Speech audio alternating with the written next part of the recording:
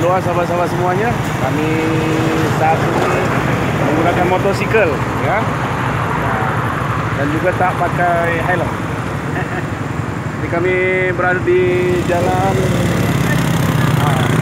Jalan Kucing, di Jalan Raja Laut. Raja Laut.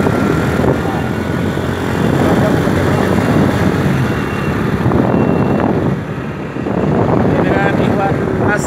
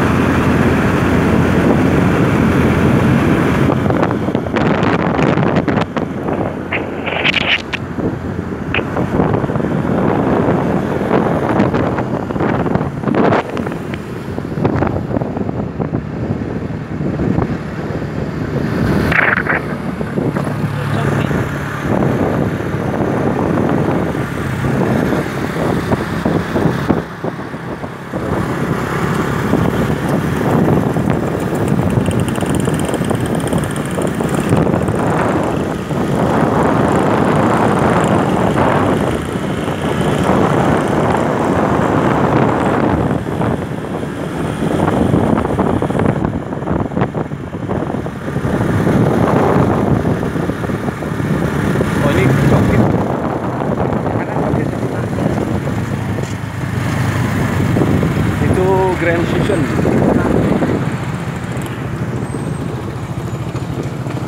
Sana hotel Grand Station,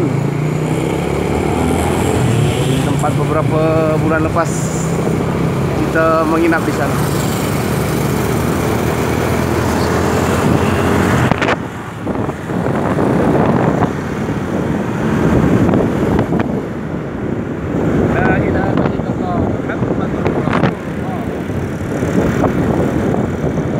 Dalam keadaan terdesak sahabat semua, kita dapat menggunakan ilmu yang kita pelajari di ilmu Al-Hikmah agar kita diselamatkan oleh Allah dari razia polis, sehingga kita tidak kena saman atau kita tidak kena denda atau kita kena sanksi. InsyaAllah. La ilaha illallah Muhammadur Rasul.